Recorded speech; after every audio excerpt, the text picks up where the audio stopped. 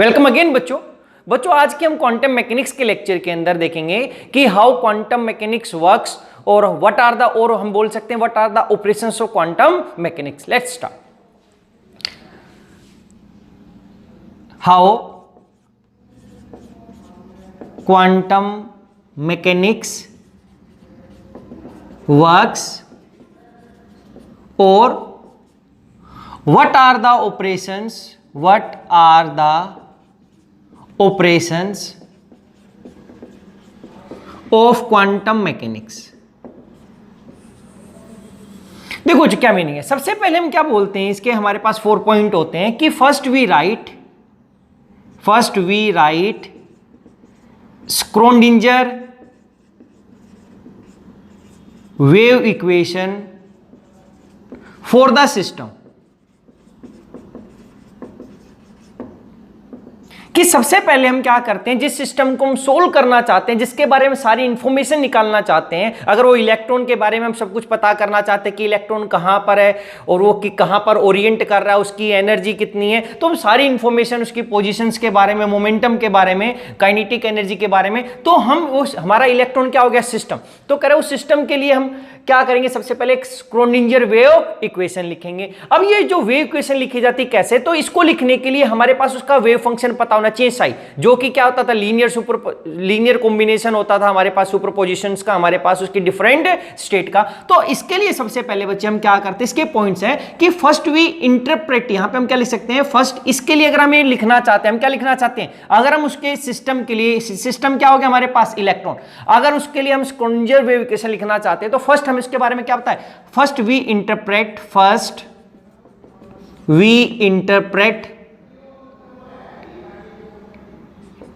Interpret wave function psi for the system.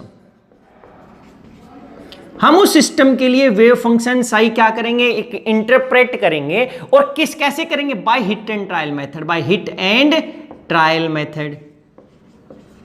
Generally हम ऐसे ही करते हैं। अभी हमें मालूम है कि एक हाइड्रोजन के लिए कैसा करेंगे, अगर ऑसिलेटर है तो उसका वेव फंक्शन कैसा आएगा, या हमारा कोई इलेक्ट्रॉन है वन डायमेंशनल बॉक्स में कैसा आएगा, अगर एक फ्री इलेक्ट्रॉन है यानी कि वो एक फ्री इलेक्ट्रॉन है तो यानी कि वो वेव की तरह बिहेव करेगा, तो एक वेव का हमें पता है साइन या कोसाइन की फॉर्म में हमारे पास आता है, फंक्शन आता है उसका, हमारे पास जो वेव फंक्शन आता है। तो हम क्या करेंगे, पहले इंटरप्रेट करेंगे wave function by hit and trial method.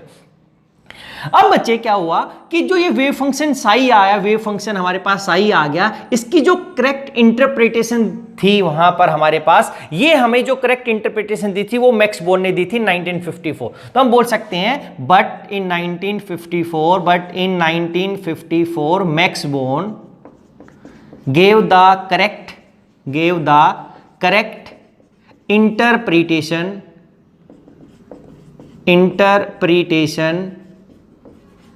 या statistical interpretations of wave function psi. He said psi has no physical significance. It has no physical significance.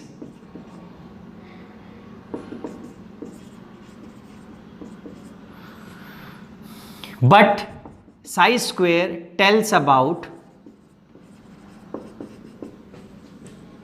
probability density of system।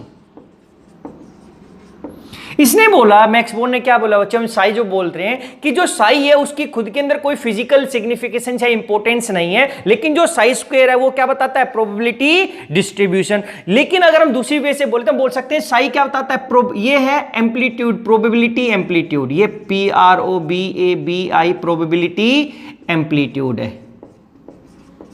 क्योंकि अब क्या हुआ, जब हम साई स्क्वायर को करेंगे तब ये क्या मिलेगा, ये तो हमें प्रोबेबिलिटी उसकी मिलेगी, तो ये एम्पलीट्यूड था तो उसके हमें रेशियो मिलेगा। अगर हमने बोल दिया इस तरीके से साई हमारे पास था, तो इस साई स्क्वायर को हम ऐसा बोल सकते हैं साई इंटू साई स्टार। ये क्या है, साई स्टार ये कॉम्प्लेक्स कंजुगेट है, इसको हम ऐसा लिखते हैं, 2 बार साई साई नहीं लिखते इसको ऐसा। ये अभी हम देखेंगे जब ऑपरेटर करेंगे कि हमने इसको 2 बार करा है, तो इसका ये कॉम्प्लेक्स कंजुगेट लिया है, it is called complex conjugate of Sai.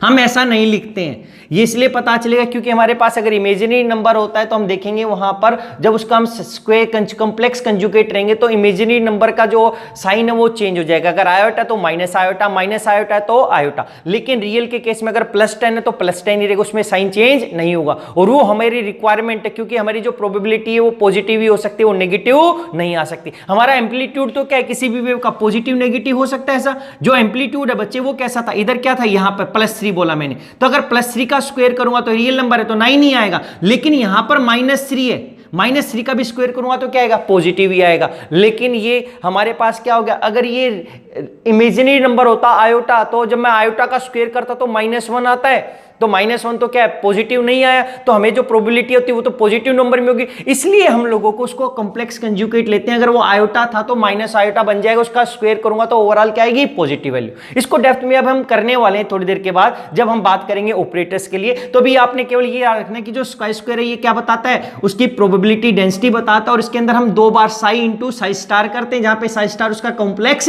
Conjugate होता है बच्चे। अब क्या हुआ, अब जो हमने इंटरप्रेट किया है ये कोई एक्सेप्टेबल वैल्यू है या नहीं, इसको भी चेक करते हैं। यहां पर इसी के साथ साथ होती है conditions for acceptable, acceptance ACCEP, acceptance of science, कि जो साई हमने हिट्रेंटाइल मेथड से अभी हमने बताया था क्या वो एक्सेप्टेबल है या नहीं है। तो इसके लिए कंडीशन है, फर्स्ट क्या है जो कंडीशन हमारे पास, हम बोलते हैं साई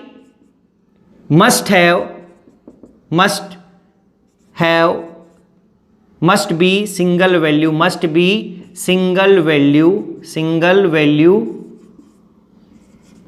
एट एनी पोजीशन। क्या बोल दिया बच्चे, कह रहे ये कंडीशन है फॉर एक्सेप्टेबल वैल्यू, जो हमने साई डिडक्ट किया वो एक्सेप्ट होगा या करेक्ट है या नहीं, कह रहे उसकी कंडीशन क्या है, कह रहे जो साई होगा वो क्या होना चाहिए, सिंगल वैल्यू होना चाहिए, उसकी को ज्यादा वैल्यू नहीं, 2 डिफरेंट वैल्यू नहीं हो सकती किसी भी पोजीशन पे या किसी भी हम क्या बोल सकते हैं उसके पॉइंट के ऊपर। सेकेंड बोला psi must be continuous and doubly differentiable, कि वो डबल डिफरेंशिएबल हो जाए। देखो बच्चे, अगर कोई वेव थी, अगर मैंने यहाँ पे एक वेव बना देता हूँ, अगर ये वेव हमारे पास आई हुई है इस तरीके से, इलेक्ट्रॉन ही, तो इलेक्ट्रॉन किसके फॉर्म में, वेव, क्योंकि क्वांटम मैकेनिक्स बोलता है वो एक पार्टिकल की तरह बिहेव करता है और एक वेव। तो अगर ये इलेक्ट्रॉन को रिप्रेजेंट करे वेव की फॉर्म में, तो इस वैल्यू के ऊपर साई की एक पर्टिकुलर वैल्यू ही होगी, यहाँ पे 2 वैल्यू नहीं हो सकती। ये तो ये बोला। दूसरा क्या बोला कि साई मस्ट बी कंटिन्यूस, ये ऐसा कंटिन्यूस होना चाहिए, ये ऐसा ब्रेक नहीं हो सकता, कहीं पर इसका ब्रेक नहीं मिलेगा। और ये क्या होगा, डबली डिफरेंशिएबल। क्यों, क्योंकि जब हम एक बार इसको डिफरेंशियल करते हैं d curly psi x upon d x, इसको हम केवल एक्स के रिस्पेक्ट में करें तो it will give the slope, हमें स्लोप मिलता है। लेकिन जब curly square psi x by d x square करते हैं, जब हमें मिलता है उसका curvature, it tells about curvature. देखो अब हमें क्या बताता है, स्लोप मस्ट बी, यहां पे हम बोल देते हैं हमें जो स्लोप मिलता है उसका तो क्या बोलते हैं, slope must be continuous for curvature. कह रहे कि अगर ये कंटिन्यूस होगा तभी हमें कर्वेचर मिलेगी। और कर्वेचर क्या बताता है, और जो कर्वेचर होता है बच्चे, this curvature is related to lambda, this curvature is related to lambda. Lambda क्या होगा, इसकी वेवलेंथ होगी, which in turn related to kinetic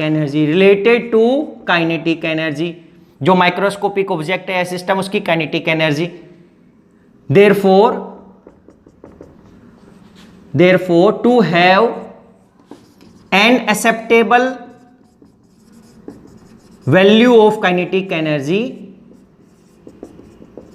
curvature must be continuous.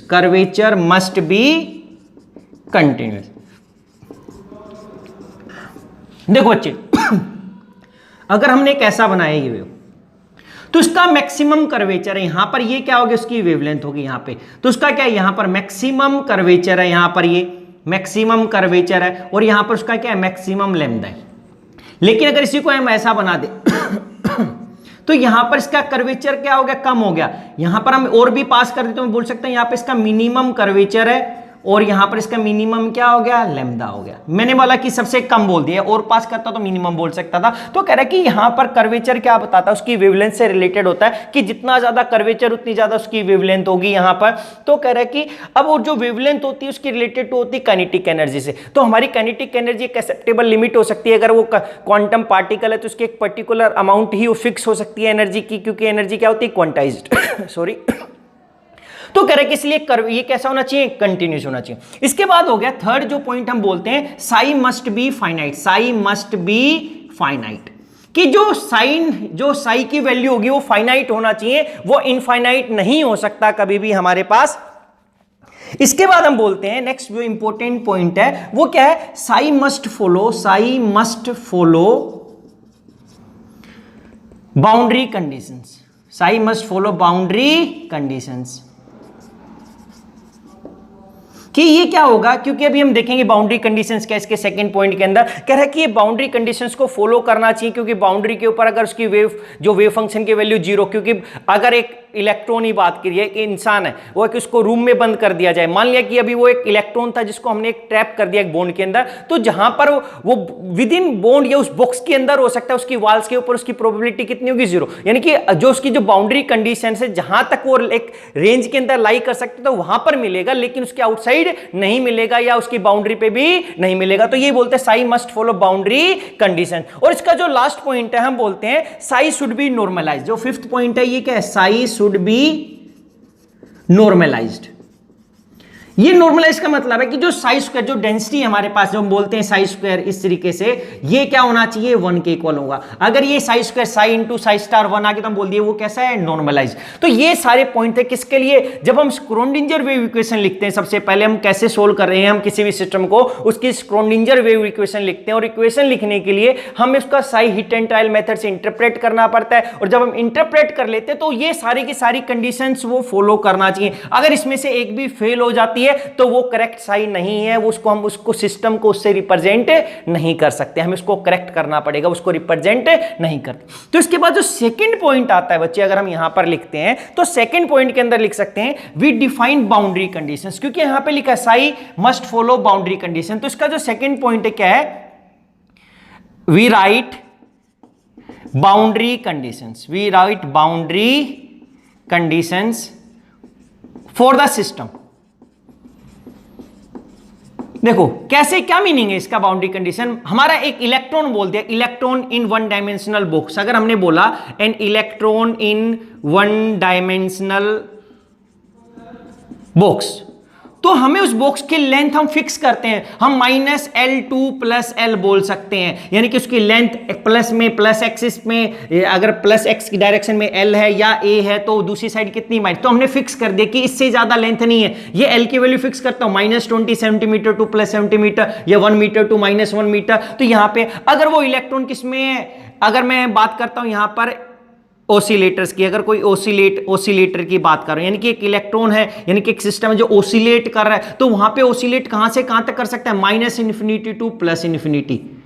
तो कह रहा है जो ओसिलेटर ओसिलेट करेगा, जो एक क्वांटम पार्टिकल है जो ओसिलेट कर रहा है, यानी कि ओसिलेटर की तरह, क्योंकि अगर वो मूव कर रहा है इस तरीके से तो बोला ओसिलेटर की तरह बिहेव करेगा, और कहां तक, -∞ से +∞। अगर हम किसी बात करते हैं electron in any atom, electron in any atom, अगर एटम के अंदर बात करता हूं तो मैं कहां से करते हैं, 0 टू ∞, कि वो 0 का मतलब क्या है, न्यूक्लियस से लेकर इंफिनिटी तक प्रेजेंट हो सकता है, लेकिन वो यहां पर और यहां पर उसकी प्रोबेबिलिटी 0 होगी, यहां पर उसकी प्रोबेबिलिटी न्यूक्लियस पे क्या होगी, 0। तो ये लिखा है psi must follow boundary condition, उसकी कंडीशन हमें लगानी पड़ेगी उसके अंदर, वो ओपन सिस्टम नहीं हो सकता। अगर इलेक्ट्रॉन है तो इलेक्ट्रॉन अपने आप में कहीं नॉर्मली एग्जिस्ट नहीं करेगा, वो कहीं ना कहीं तो एग्जिस्ट करेगा और एक पर्टिकुलर रेंज के अंदर करेगा।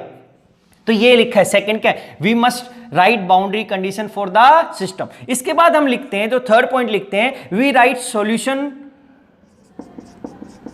For solution, we write solution of Schrödinger wave equation, कि हम स्क्रोडिंजर वेव इक्वेशन का लिखते हैं सॉल्यूशन, और अब जिसका सॉल्यूशन लिखकर जब इसको हम सोल्व करते हैं सॉल्यूशन, फिर हम लास्ट में क्या करते हैं, we extract information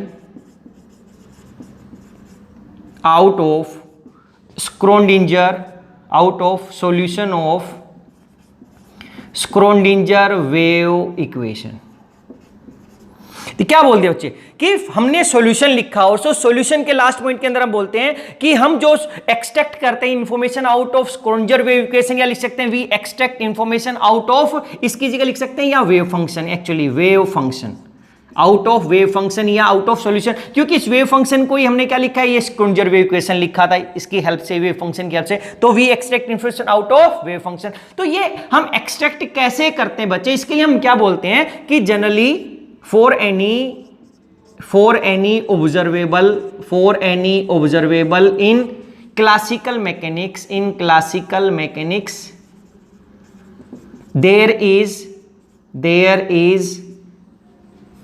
associated operators in quantum mechanics। कह रहे कि ये क्या लिखा है, for any observable in classical mechanics. Observable क्या है, ये वो प्रॉपर्टी, फिजिकल प्रॉपर्टी जिसको हम ऑब्जर्व कर सकते हैं। कैसी कैसी ये ऑब्जर्वेबल क्या हो गई, लाइक हमारे पास एनर्जी हो गई, काइनेटिक एनर्जी हो गई, पोटेंशियल एनर्जी हो गई, उसकी पोजीशन हो गया, उसका मोमेंटम हो गया, उसका एंगुलर मोमेंटम हो गया, तो ये ऑब्जर्वेबल है, जो कि हम ये ऐसी फिजिकल क्वांटिटी जिसको हम डिटरमाइन कर देते हैं। तो कह रहा है कि ये क्लासिकल मैकेनिक्स, ये क्लासिकल मैकेनिक्स में इनको हम बोलते हैं ऑब्जर्वेबल। तो बोल रहा है कि for any observable in classical mechanics there is an associated operator in quantum mechanics. कहते हैं इसके कोरस्पॉन्ड एक ऑपरेटर होगा क्वांटम मैकेनिक्स में, जिसकी हेल्प से मैं इनकी वैल्यू निकाल सकता हूं, इनके बारे में पता कर सकता हूं उस सिस्टम का। तो क्या हुआ, अब क्वेश्चन आ रहा होता है तो how we extract information of any physical quantity. तो बच्चे ये क्वेश्चनर है जो, देखो क्या बोला उसने, हम इंफॉर्मेशन एक्सट्रैक्ट करते हैं किसी भी फिजिकल क्वांटिटी की आउट ऑफ वेव फंक्शन से निकालते हैं। तो लेकिन कैसे निकाला, कह रहे कि हम ये जो ऑब्जर्वेबल होते हैं क्लासिकल मैकेनिक्स, उसके करस्पॉन्ड ऑपरेटर्स होता है, उस ऑपरेटर्स की हेल्प से हम निकालते हैं। तो अभी थोड़ी देर के बाद हम देखेंगे कि ये ऑब्जर्वेबल क्या होता है और ये ऑपरेटर्स क्या क्या, हम इसकी क्या डेफिनेशन करेंगे। तो बोला कि अब हमने ये लिख दिया कि ऑपरेटर की हेल्प से निकालेंगे, इसके रिस्पेक्ट में एक ऑपरेटर होगा क्वांटम मैकेनिक्स। फिर कहता है how we extract information of any physical quantity. तो दो वे होते हैं बच्चे, first way is eigen value equation. We can extract information of any physical quantity either by eigenvalue equation, this is eigen value equation, हम eigenvalue equation से निकालते हैं। ये क्या होता है, एच साई इक्वल्स टू या operator psi equals to a psi, ऐसा बोल दिया बच्चे। ये ऑपरेटर लगा दिया, ये ऑपरेटर, उस ऑपरेटर अगर मैं बात करता हूं, मैं एनर्जी निकालना चाहता हूं सिस्टम के लिए, उस सिस्टम का जो एनर्जी निकालना चाहता हूं, तो एनर्जी क्या एक ऑब्जर्वेबल हो गया, तो इस एनर्जी का ऑपरेटर लगाऊंगा जो उस वेव फंक्शन पे जो हमने क्या किया, हिट एंड ट्रायल मेथड से निकाला है। अब ये ए साई देगा, अगर वो सेम ऑपरेटर मिलता है तो यहां पर हमें कुछ वैल्यू मिलता है, इस वैल्यू को मैं मिलता हूं eigen value, this is called eigen value of physical quantity या eigen value of operator associated with any observer. यहां बोल सकते हैं this is eigen value of, ऐसा लिखेंगे, या लिख सकते हैं this is the eigen value of operator, या sorry observable associated with operator, कि इस ऑपरेटर, ये ऑपरेटर किसका हो गया, एनर्जी का, क्योंकि मैं एनर्जी की वैल्यू निकालना चाहता हूं। या बच्चे हम इसमें दूसरा बोल सकते हैं कि ये तो एक फर्स्ट था कि आइगन वैल्यू इक्वेशन था, या सेकंड हम बोलते हैं बाई, सेकंड इसके अंदर मेथड है बाई मीन वैल्यू थ्योरम और एक्सपेक्टेशन वैल्यूज निकालते हैं। कैसे, जहां पर जिस ऑब्जर्वेबल के लिए ये आइगन वैल्यू इक्वेशन अप्लाई ना कर सके, उसके लिए हम निकालते हैं मीन वैल्यू थ्योरम या एक्सपेक्टेशन वैल्यू। ये हमारा ऑब्जर्वेबल है किसी की जिसकी मैं वैल्यू निकालना चाहता हूं, तो ये क्या निकाला, साई। इस ऑब्जर्वेबल के करस्पॉन्ड हम ऑपरेटर लगाएंगे, ये ऑपरेटर लगा दिया, Sai star upon Sai into psi star, ये D2 लिख दिया। This is the volume element, यानी कि वो स्पेस है जिसके जो हमने एक पर्टिकुलर स्पेस लगा दिया कि उसी के अंदर हम उसकी वैल्यू निकालना चाहते हैं, तो ये वॉल्यूम एलिमेंट हो गया डीटो, जिसको डीटो बोलते हैं, जिसके अंदर मैं इस एक्सपेक्टेशन जो ऑब्जर्वेबल्स की वैल्यू निकालना चाहता हूं। मान लिया कि मेरे पास एक इलेक्ट्रॉन था, एक बॉक्स था, वन डायमेंशनल बॉक्स, इसकी लेंथ यहां पर -L2 + L है और इसके अंदर एक इलेक्ट्रॉन ट्रैप है। तो यहां पर क्या हो गया बच्चे, इस इलेक्ट्रॉन की मैं निकालना चाहता हूं काइनेटिक एनर्जी, तो मैं काइनेटिक एनर्जी यहां पे लिखूंगा, ऑब्जर्वेबल है, इसकी वैल्यू निकालना चाहता था, तो यहां पर मैं क्या लिखूंगा, काइनेटिक एनर्जी के करस्पॉन्ड ऑपरेटर लिखूंगा। जो यहां पर जो वेव फंक्शन जो हमने हिट एंड ट्रायल मेथड से लिखा है वो लिखेंगे, ऑपरेटर लिखेंगे, फिर साई स्टार। अगर ये नॉर्मलाइज नहीं होता तब हम ये निकालते हैं psi into psi star into ditto. तो ये एक्सपेक्टेशन वैल्यू क्या होगी किसकी, this is the expectation value of any expectation या एवरेज वैल्यू हम बोल सकते हैं, दिस इज द एक्सपेक्टेशन और average value, average value, average value of any observable, this is the average value of any observable associated with operator O, कि भाई हम उसके करस्पॉन्ड ऑपरेटर। तो ये हमारे पास क्या, हम ये ऐसे ये फोर्स हमारे पास क्या हो गई, ये 4 स्टेप हो गए जिसकी हेल्प से हम क्या करते हैं, सोल्व करते हैं सभी चीज। सबसे पहले हम बच्चे क्या करते हैं, एक वेव फंक्शन इंटरप्रेट करते हैं, फिर उसके लिए स्क्रोडिंजर वेव इक्वेशन लिखते हैं। सेकंड, उसके बाद हम बाउंड्री कंडीशंस फिक्स करते हैं और उसके ऊपर क्या बाउंड्री कंडीशंस फिक्स हमने कर दी, उसके बाद हम उसका सॉल्यूशन लिखते हैं, इसको स्क्रोडिंजर वेव इक्वेशन को सॉल्यूशन करते हैं, यानी कि सोल्व करते हैं। सोल्व करने के बाद हम उसकी जो सॉल्यूशन आया उसके अंदर से इंफॉर्मेशन एक्सट्रैक्ट करते हैं। उसकी इंफॉर्मेशन एक्सट्रैक्ट हम 2 वे से कर सकते हैं, आइगन मीन वैल्यू इक्वेशन से और आइदर एक्सपेक्टेशन या मीन वैल्यू थ्योरम से या आइगन वैल्यू इक्वेशन से। जब मीन वैल्यू थ्योरम लगाते हैं उसको हम एक्सपेक्टेशन वैल्यू या उसकी क्या बोलते हैं, एवरेज वैल्यू। सो बच्चे हम इसको बोल सकते थे, अगर हम पॉइंट्स में ना लिखकर अगर हम इसको 2 पॉइंट्स में लिखे तो हम कैसे लिखेंगे, तो फर्स्ट हम क्या लिखते हैं, we describe the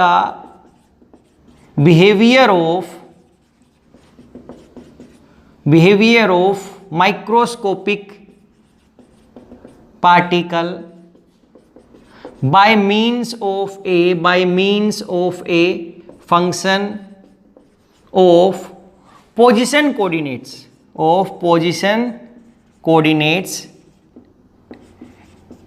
called psi, and we get all the information using a partial derivative equation called Schrödinger wave equation। बच्चे this equation has no derivation, जो ये स्क्रोडिंजर इक्वेशन है, this equation has no derivation,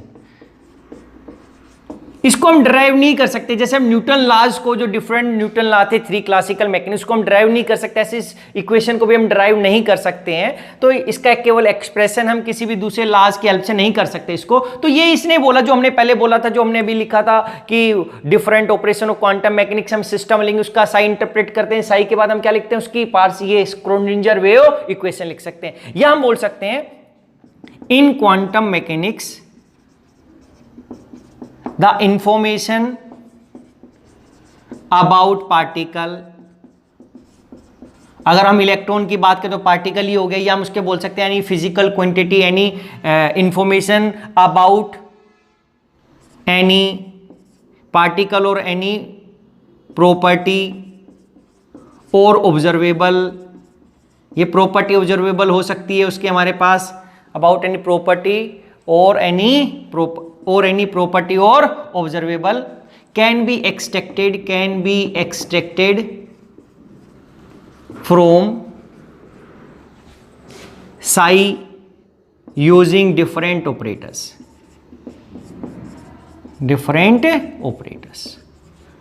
यही हमने वो 5 point लिखे थे बच्चे। कह रहे कि अब जो इक्वेशन लगा दी उसके अंदर से इंफॉर्मेशन एक्सट्रैक्ट कैसे करेंगे हम, ये जो इसके अंदर हमने साई का यूज किया इस इक्वेशन में, तो कह रहे उसकी हम इंफॉर्मेशन एक्सट्रैक्ट करते हैं यूजिंग डिफरेंट ऑपरेटर्स। यानी कि जो ऑब्जर्वेबल या प्रॉपर्टी हम मेजर करना चाहते हैं, जिसकी इंफॉर्मेशन हम चाहते हैं, उसके कोरस्पॉन्डिंग हम ऑपरेटर लगा देते हैं, क्योंकि क्वांटम मैकेनिक्स में उसके कोरस्पॉन्डिंग ऑपरेटर होता है। कैसे, अगर इसको सिंपल टर्म्स में समझे बच्चे, अगर आप जैसे कोई कार की इंफॉर्मेशन निकालना चाहते हो क्लासिकल मैकेनिक्स में, तो कार के ऊपर जो होगा, कार की इंफॉर्मेशन सारी की सारी एक मैकेनिक्स दे सकता है, जो कार मैकेनिक होगा। इसका मतलब जो कार मैकेनिक है वो ऑपरेटर है किसके अंदर, क्वांटम मैकेनिक्स में। अगर हमारी बॉडी के अंदर कोई एलिमेंट है तो हम डॉक्टर के पास जाते हैं, यानी कि अगर हमारी कोई डिजीज हो गई तो उसको जो ट्रीटमेंट देगा, उसके बारे में जो इंफॉर्मेशन देगा, वो कौन बता सकता है, करेक्टली डॉक्टर। इसका मतलब जो डॉक्टर हो गया जो कि हमारी डिजीज के ऊपर ऑपरेट कर रहा है, तो यानी कि हमारी जो डिजीज होगी वो एक ऑब्जर्वेबल हो गया जिसके बारे में हम पता करना चाहते हैं, तो हमें बताएगा कौन, डॉक्टर। तो इसका मतलब क्वांटम मैकेनिक्स में जो डॉक्टर है वो क्या है, उसके ऊपर ऑपरेट करता है, किसके ऊपर, डिजीज पे, तो वो हमारा क्या हो गया, ऑपरेटर। ऐसे ही अगर हमारे पास कोई किचन का इंफॉर्मेशन लेने की, कोई रेसिपी कैसे बनेगी, तो यानी कि हम रेसिपी के बारे में जानना चाहते हैं, तो रेसिपी के बारे में कोई इंजीनियर नहीं बता सकता है, तो रेसिपी क्या होगी, हमारी ऑब्जर्वेबल होगी, जिसको हम ऑब्जर्व करना चाहते हैं, जिसकी हमें इंफॉर्मेशन चाहिए, तो उसकी इंफॉर्मेशन कौन देगा, एक शेफ दे सकता है। शेफ देगा हमारे पास कि अब हम उसके पास जाएंगे, वो उसको देगा। तो इसका मतलब जो शेफ हो गया वो हमारे पास क्या हो गया, ऑपरेटर हो गया, किसमें, क्वांटम मैकेनिक्स में, जो हमारे उसके बारे में क्या देगा, इंफॉर्मेशन देगा। तो अब हमारे पास इसके बाद आता है कि what are operator and what are observer.